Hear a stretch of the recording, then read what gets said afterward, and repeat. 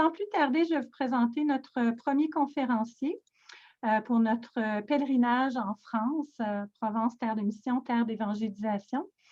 Alors, notre accompagnateur est François Garnier, Monsieur Garnier est directeur diocésain des pèlerinages du diocèse de Luçon en Vendée, dans l'ouest de la France depuis 2010. Il a travaillé dans le commerce et a acquis une expertise dans l'organisation et l'animation d'événements.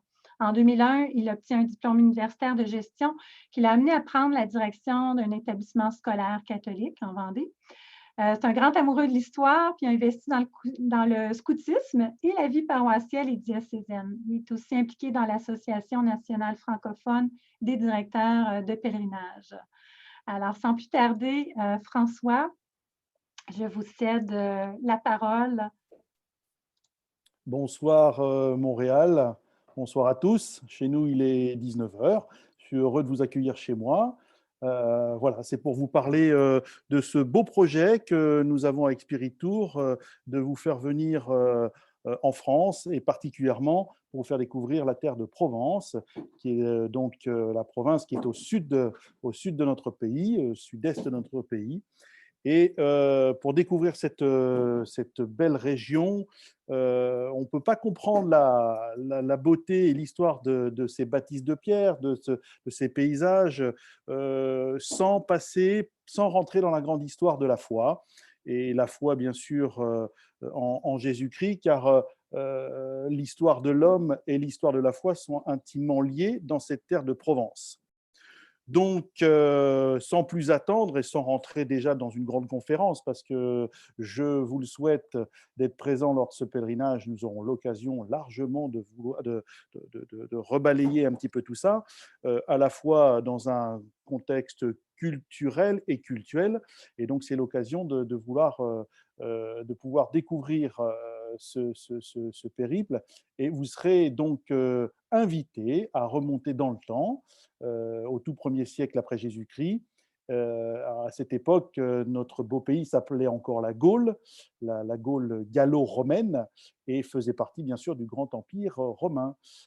Donc la Provence est un carrefour entre la Méditerranée et l'Europe septentrionale, et sa situation géographique fait de la Provence une terre de passage et a engendré une histoire assez mouvementée depuis l'Antiquité, depuis les grandes civilisations méditerranéennes et européennes qui marquèrent de leur empreinte l'histoire de cette Provence et de toute cette culture provençale si chère à notre pays. Vous savez que la France est composée de nombreuses régions, mais celle-ci a ce côté particulier, c'est qu'au sud de la France, il fait meilleur, c'est un climat méditerranéen, avec couleurs, senteurs, j'ai envie de dire bâtiments architecturaux, une histoire un peu singulière, une terre de passage. Donc en Provence sont mêlées différentes influences du sud et du nord de l'Europe, des Grecs aux Celtes, aux Romains, aux Germains, aux Francs, aux Arabes. Donc je vous dis, on fait de l'histoire, hein, on est obligé de rentrer dans cette histoire pour bien comprendre cette terre de Provence. Depuis le Moyen Âge et la culture française se mêle la culture italienne et la culture espagnole. C'est une culture populaire et littéraire, et donc c'est vraiment l'occasion de venir aux sources vraiment d'une très belle région. Voilà, donc qu'est-ce qui va, j'ai envie de dire, fonder notre périple? Vous allez arriver, on va passer un petit peu en revue notre programme pour vous donner un petit peu l'eau à la bouche. Vous allez arriver à Marseille, atterrir à Marseille, Marseille-Provence, le jeudi 10 juin, et je vous accueillerai. Et de suite, puisque nous sommes sur le terrain, alors on va découper un petit peu notre programme, enfin notre pèlerinage, notre programme. Je vais faire quelques allers-retours parce qu'on n'a pas trop le choix. Mais François, pardon, avant de rentrer dans l'itinéraire, est-ce qu'on regarde ton beau vidéo que tu nous as ah préparé? ben, si tu veux, Anne, vas-y, on peut y aller. D'accord, Ça permettra de rebondir après. très bien, très bien. Alors, OK, je vais juste partager aussi avec le son. Merveilleux.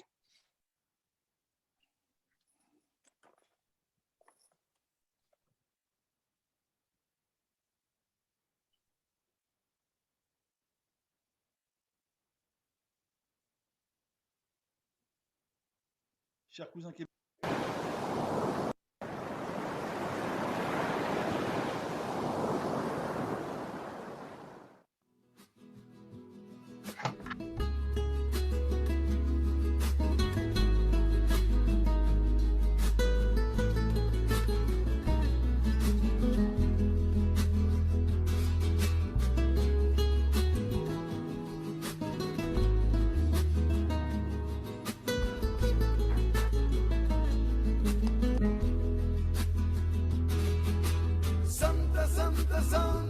Santa Sara, tú eres la madre de todos los gitanos. Santa, Santa.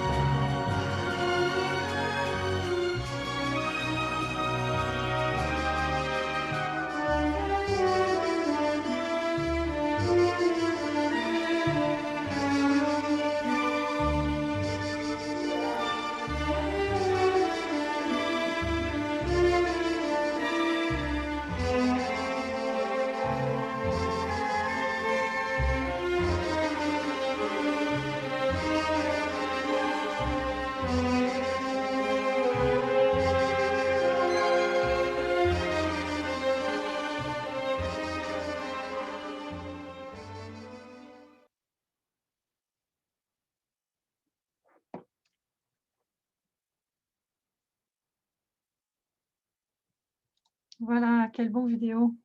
Oui, merci. Voilà, ce qui me permet de reprendre un peu le cours. Donc, vous avez vu un peu en vidéo, j'ai envie de dire, l'essentiel de ce qu'on vous invite à vivre.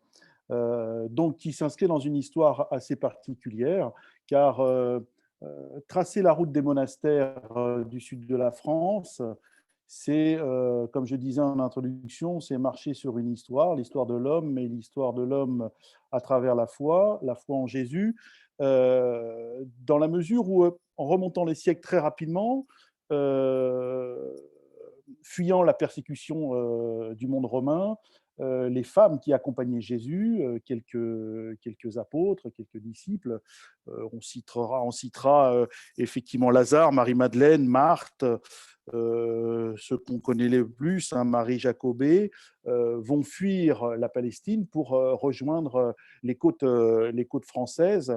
Et cette proximité avec Marseille, qui est un port grec, Marseille a été fondée il y a plus de 3000 ans, et donc c'est la plus vieille ville de France, hein, Marseille.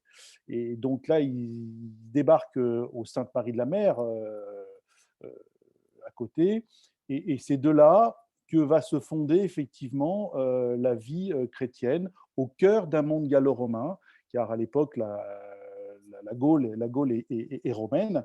Et de là va essaimer un certain nombre de communautés, et puis des hommes et des femmes vont vouloir vivre, j'ai envie de dire, le foi de manière plus structurée. Et donc là, ben, on commence les débuts du monachisme. Alors, les choses se mettront en place, bien sûr, d'année en année, mais ça, c'est tout le premier millénaire en France qui se structure. Et donc, c'est vraiment l'occasion de pouvoir découvrir aussi les joyaux architecturaux et avec une histoire qui est à la clé. Là, nous avons Marseille. Alors, on va un peu découper parce qu'on sera obligé de faire les allers-retours à cause de nos transferts, mais on n'a pas trop le choix. Et donc là, le premier jour, on sera accueillis pour aller monter à Marseille. Vous ne pouvez pas rater Notre-Dame de la Garde. Donc Marseille, un des plus vieux ports antiques de France, avec ce promontoire de la Garde qui était à l'époque gallo-romaine et même grecque, j'ai envie de dire un phare, l'occasion de pouvoir surveiller un petit peu, j'ai envie de dire, la mer. Et ce sont des abbés qui ont un jour décidé de monter effectivement une chapelle dédiée à Marie, qui sera Notre-Dame de la Garde, parce que c'était le port de garde. Voilà. Et cette chapelle qui a pris de l'ampleur, qui est devenue maintenant une véritable basilique, qui a été fortifiée avec le temps, etc., est vraiment le symbole de Marseille, la Bonne Mère, comme disent les Marseillais avec leur accent. Tout le monde s'y réfère, qu'on soit étranger ou pas, français, provençal ou pas, la Bonne Mère, c'est la Bonne Mère, et chaque Marseillais vient déposer une intention, les marins, les pêcheurs, etc. C'est pour eux, c'est la protectrice de leur ville et c'est la protectrice de la cité phocéenne. Donc, nous aurons l'occasion d'y monter lors de votre arrivée, d'y déjeuner, et vous verrez un magnifique panorama à plus de 360 degrés sur l'ensemble de la Provence, l'ensemble de la ville de Marseille, et puis une partie de la Méditerranée. Puis, nous ferons route vers l'abbaye de Sénanque, qui est une des trois sœurs provençales abbayes cisterciennes. Donc, nous aurons l'occasion de découvrir aussi les différents courants religieux entre les bénédictins et les cisterciens, qui sont des courants très anciens de moines. Et donc là, nous aurons l'occasion, nous allons passer une partie de notre hébergement à Sénanque. Nous passerons une journée complète à Sénanque pour nous mettre à l'école et à l'écoute effectivement de la vie des moines. Alors cette abbaye de Sénanque est vraiment dans un écrin extraordinaire. Elle est en plein creux avec des champs de lavande à profusion. C'est vraiment un écrin de verdure, une beauté architecturale vraiment magnifique, et qui est une abbaye millénaire puisqu'elle a été construite aux alentours de l'an 1000. Donc, et il y a toujours une vingtaine de moines qui y travaillent, y vivent. Et ils ont d'ailleurs dernièrement, je vous le dis, poussé à faire des souscriptions parce que les bâtiments sont vieux, et chez nous en France, on a besoin de fonds pour faire rénover leurs bâtiments. Voilà, mais c'est l'occasion de venir les voir, de venir acheter des produits chez eux et puis de venir visiter cette abbaye. Voilà, le lendemain, nous partirons donc, comme je disais, au Sainte-Marie-de-la-Mer. C'est l'occasion de découvrir effectivement les tout débuts de l'évangélisation de notre pays, avec différentes références de saints qui vont devenir évêques, des apôtres, etc., qui vont prendre soit s'implanter sur place, soit vont se déplacer sur cette terre de Provence pour implanter des communautés. Et donc les Saintes Maries, c'est vraiment, alors c'est un pèlerinage, les Saintes Maries, parce que dans la barque, la légende dit que la barque est arrivée sur les bords des plages de Sainte-Marie. Il y avait Marie Jacobée, Marie Salomé, Marie Madeleine, et puis accompagnée d'une servante qui s'appelait Sarah.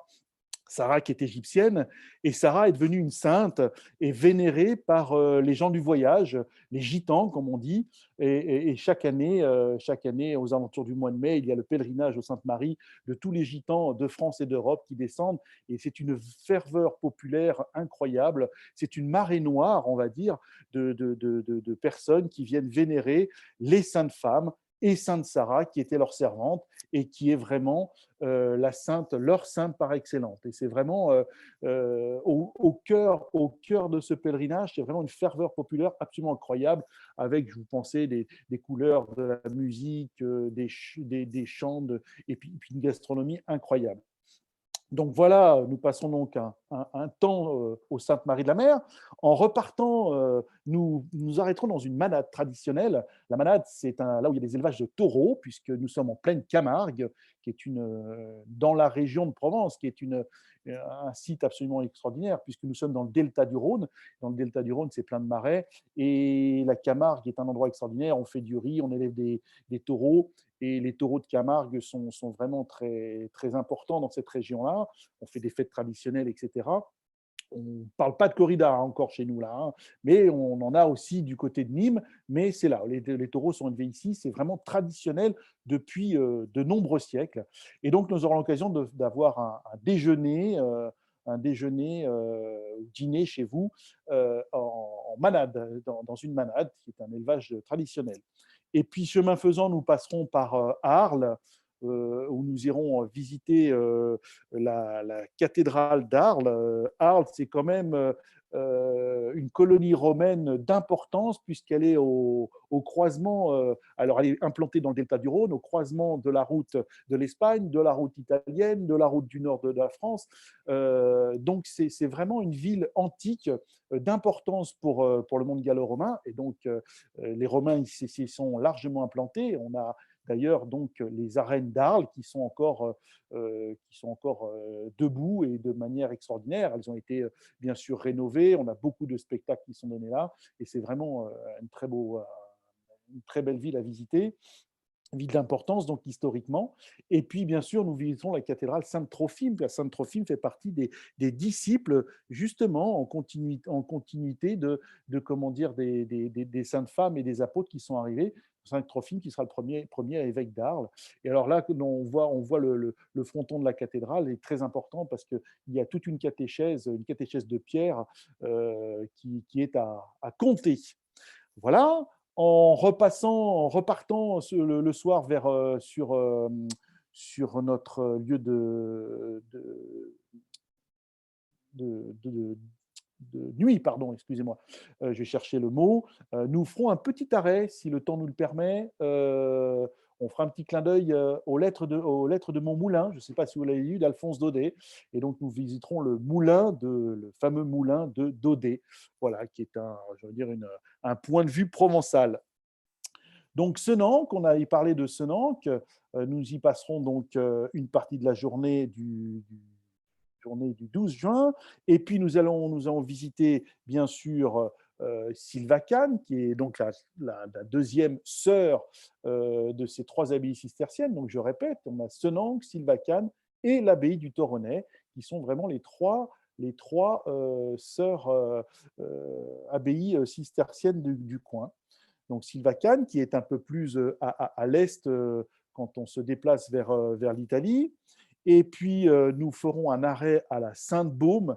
Et donc là, la Sainte-Baume, c'est le lieu où notre Marie-Madeleine, c'est celle qui nous intéresse, Marie-Madeleine, donc là, disciple du Christ, hein, c'est la pécheresse, c'est la femme pécheresse, Marie-Madeleine, et donc qui a fini sa vie, a vécu 30 ans dans une grotte. Alors, Beaumont en provençal veut dire grotte, et donc elle est venue comment dire, se mettre en prière et se retirer pendant 30 ans dans cet endroit. Et donc, nous aurons l'occasion de s'arrêter là, de pouvoir il y a comment dire, un hébergement qui s'est créé, une communauté chrétienne qui s'est formée et qui propose effectivement l'accueil de pèlerins, puisqu'il y a un cheminement pour monter à la grotte, parce que la grotte n'est pas en sous-sol. Là, il faut monter un petit peu sur la colline pour aller vénérer et prier Marie-Madeleine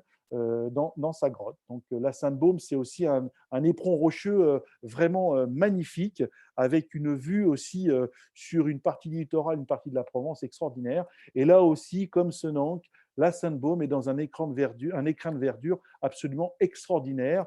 Et là, nous sommes, on va dire, si on regarde une carte de France, on est sur la Provence plutôt de l'Est. Là, nous sommes dans le Var. Voilà, vous avez comment dire, l'hébergement de la Sainte-Baume sur le PowerPoint actuellement. Voilà.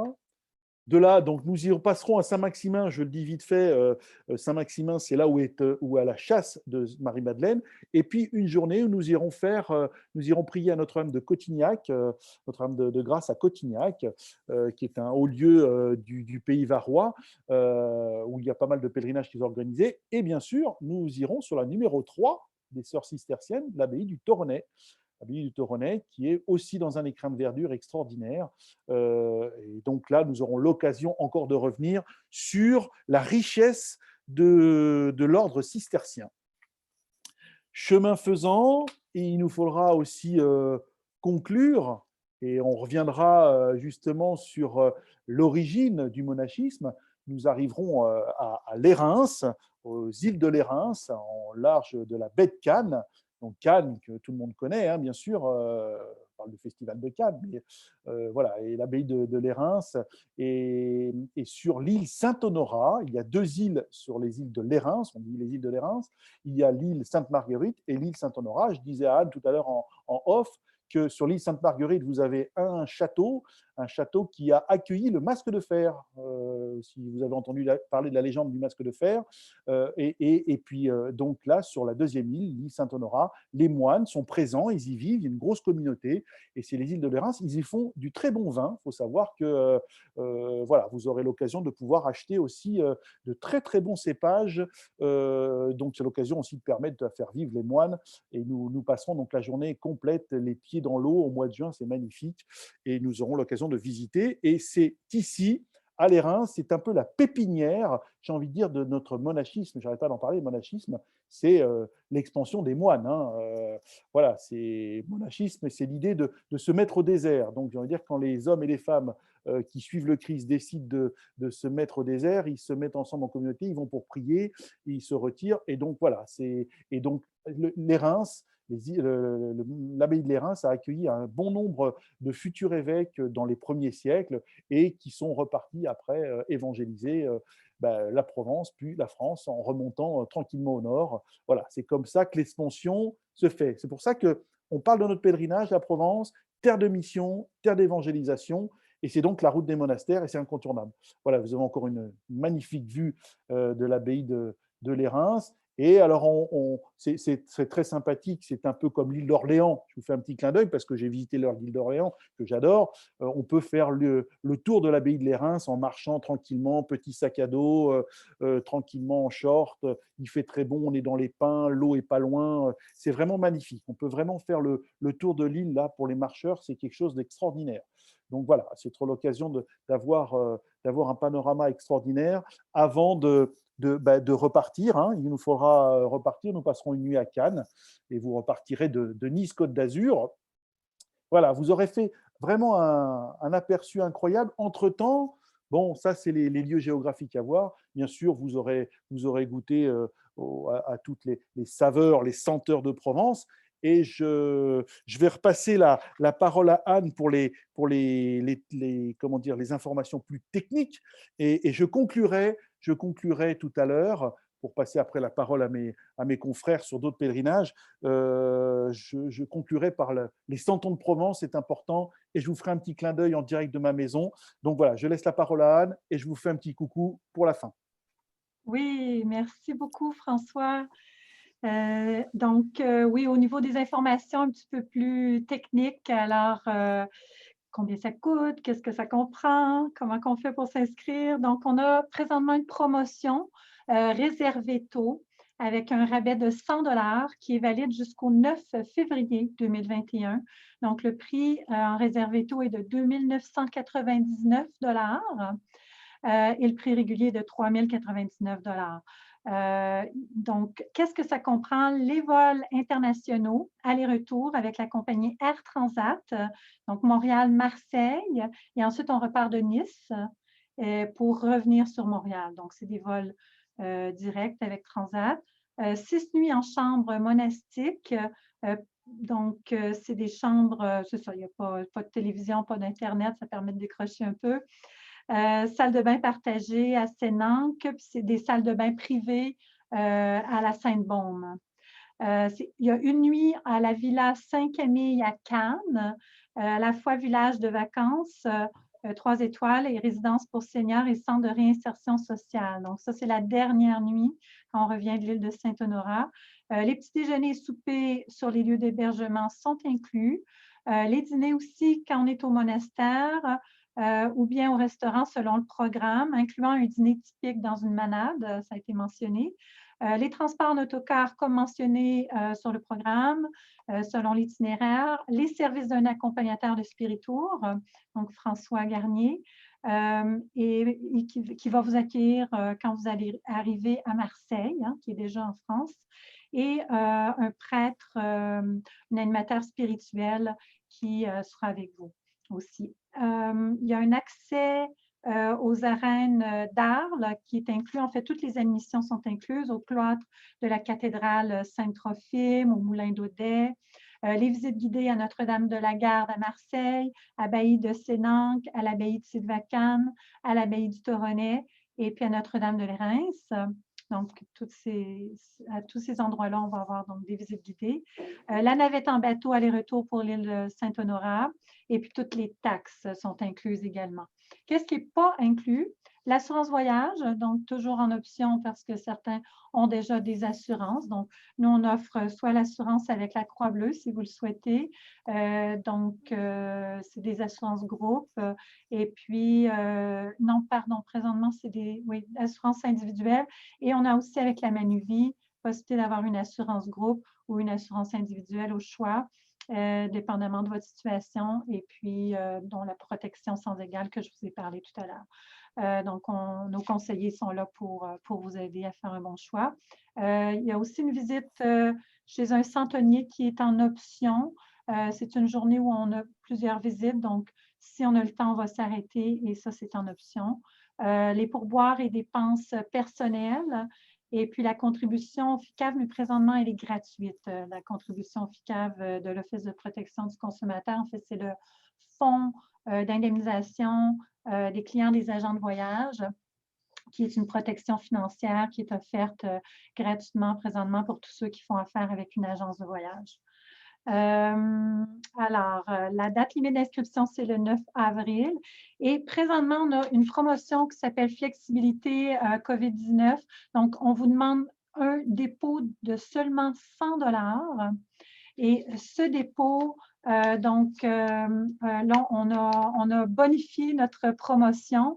On demandait de compléter le dépôt à 4 mois du départ, mais là, on a fait une petite modification qu'on vous annonce en primeur. Le dépôt de 100 $, donc c'est jusqu'à 2 mois du départ quand on va prendre la décision, est-ce qu'on fait le voyage ou est-ce qu'on le reporte? Alors, la décision va se prendre à 2 mois du départ. Si on annule le voyage, bien sûr, toutes les sommes sont remboursées à 100% si on n'a pas assez d'inscrits. Si on décide de reporter que les nouvelles dates ne vous conviennent pas, alors vous pouvez avoir un crédit équivalent à votre dépôt, donc de 100 $ pour n'importe quel autre voyage de Spiritour. Alors, c'est une belle promotion et ça va vous permettre donc de prendre votre décision peut-être plus rapidement parce que jusqu'au 9 février, vous avez droit à un rabais de 100 $. Donc, le 100 $ que vous donnez en dépôt va vous être donné, en tout cas, vous allez avoir droit à un rabais de 100 $ sur le voyage, fait que ça vaut vraiment la peine. Je vous rappelle que vous pouvez voyager l'esprit tranquille. On a tout un plan d'intervention sanitaire. Notre agence s'est engagée à faire respecter toutes les mesures et consignes émises par l'Institut national de santé publique du Québec et l'Organisation mondiale de la santé, lesquelles sont intégrées à notre plan d'intervention. Les prestataires de services utilisés pour tous nos forfaits ont signé un engagement aussi à se conformer aux mesures sanitaires. Il est notre responsabilité, bien sûr, de s'assurer que les prestataires de services soient ouverts au moment du voyage du client. L'agence se réserve le droit de modifier les forfaits advenant la fermeture ou la non-réouverture des prestataires inclus initialement en proposant aux clients des solutions équivalentes. C'est pour des raisons de force majeure, donc ça, je l'ai expliqué, si on doit suspendre le voyage, donc on se réserve le droit de reporter et on offre un crédit, donc valide au minimum 24 mois pour un autre voyage de votre choix. Voilà. Est-ce qu'il y a des questions avant qu'on aille voir les 100 tons de Provence de François? J'ai bien hâte de les voir. Je vérifie, on n'a pas de questions dans Q&A. Je vois quelque chose dans le chat. OK. Merci. OK, parfait. Donc, c'était plutôt des commentaires privés. Alors, s'il n'y a pas de questions, François, je te repasse la parole pour nous présenter ta petite surprise. Bien, je suis toujours là. Tant qu'on bascule la caméra, je ne sais pas si on voit.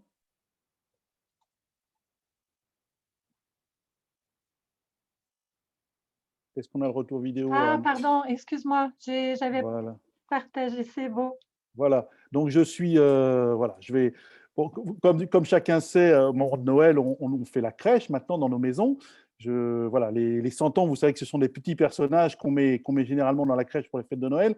Mais savez-vous quand a commencé la crèche? La crèche a commencé, comment dire, grâce à Saint François en 1223, qui a été le premier, Saint François, en Italie, à Assise, le premier à mettre en scène effectivement la nativité du Christ. Alors, dans nos églises, jusqu'à la Révolution française chez nous, la crèche était plutôt dans les églises. Et puis, la Révolution chez nous a interdit la représentation religieuse. Et donc, les Provençaux se sont rentrés en résistance et ils ont formé des petits personnages et reconstitué leur crèche dans leur maison. Et donc, la tradition provençale a fait que depuis 1795, 97, 98, les Provençaux ont créé leur crèche. Et la crèche représente, en fin de compte, ça représente les métiers. Voilà, je vous le présente, ma crèche traditionnelle représente un peu les métiers, tous les métiers de la vie. Et ça représente, en fin de compte, chacun de notre aptitude à être rejoint par le Christ dans notre quotidien. Comme quoi, l'évangile est complètement quotidienne. L'évangile du Christ nous rejoint dans notre quotidien tous les jours. Ce n'est pas une histoire qui nous a été contée il y a 2000 ans, c'est bien une histoire que nous vivons tous les jours. Et donc, voilà la crèche provençale. Je ne sais pas si vous la voyez bien, avec ses métiers d'antan, puisque ça représente la Provence du 19e siècle. Et puis voilà, vous voyez donc la crèche de Noël dans une étable. Et puis tous ces gens qui viennent à la crèche déposer effectivement leurs cadeaux, leur vie, et puis la vie des villages qui s'organisent. Voilà ce que vous pourrez aussi découvrir, qui est une tradition provençale. Et je voulais terminer par ça parce que voilà, chez nous, la crèche commence à être installée pour le premier dimanche de l'Avent et elle est démontée, j'ai envie de dire, pour le 2 février. Donc, quasiment 2 mois. Vous pensez bien comment dire, une crèche comme ça, on ne peut pas la garder pour simplement 15 jours. Donc, voilà, chers amis pèlerins, chers amis québécois, j'espère vous revoir très prochainement. J'espère en Provence pour ce magnifique pèlerinage. Merci beaucoup, François. Quelle belle présentation. J'adore la crèche avec les petits santons. C'est vraiment merveilleux. Alors, un grand merci. Notre prochaine présentation est à 13h45. Alors,